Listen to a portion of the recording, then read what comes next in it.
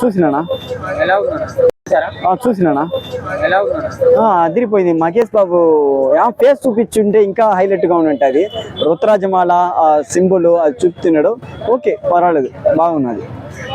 రాజమౌళి ఏదో పెద్దగా ప్లాన్ చేస్తున్నారు. బ్లాక్ బస్టర్ కొట్టది సినిమా.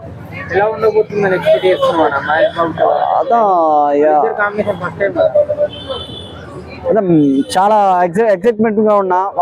ఎందుకంటే ఫస్ట్ మగధిరాక ముందే రాజమౌళి సారు మహేష్ బాబు చెయ్యాలా, అప్పుడు ఆ సిచ్యువేషన్ కుదరలా. ఇప్పుడు కుదిరినది. ఈయన పీక్ లో ఉన్నాడు, మహేష్ బాబు పీక్ లో ఉన్నాడు. ఇప్పుడు వరల్డ్ రికార్డ్ కొడుతుంది.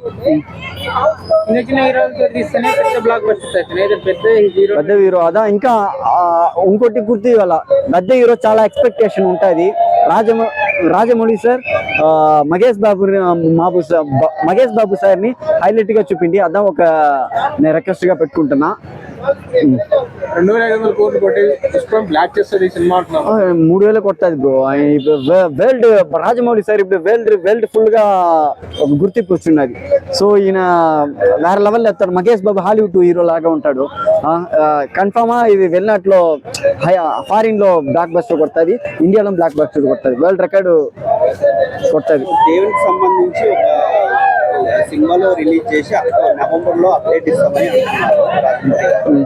మీరు దాని గురించి ఎంత ఎక్సైటెడ్ ఉన్నారు? అంటే దేవుని అంశంతో అదే మంచిదనే ఇండియన్ కల్చర్ గుర్తించి రాజమౌళి సార్ ఎత్తుతున్నారు. నేను అప్రిషియేట్ చేస్తున్నా. దీనివల్ల ఎవరు అఫెక్ట్ అవ్వకూడదు. హిందూని హైలైట్ గా చూపించి మత రిలీజియన్స్ డామినేట్ చేయకూడదు. అది ఈక్వల్ గా ఉండే మరి చూపిండి. అదని చెప్తున్నా. బ్లాక్ బస్టర్ కొడుతుంది, ఇది నేను గ్యారంటీగా కొడుతున్నా. మళ్ళా గబాని ఎత్తండి సార్. రాజమౌళి సార్ చాలా గ్యాప్ ఎత్తుకోపోతండి. గబాని తొందరగా ఎత్తి సంక్రాంతికో గబాని రిలీజ్ చేయండి సార్. అదా రిక్వెస్ట్ గా పెడుతున్నా.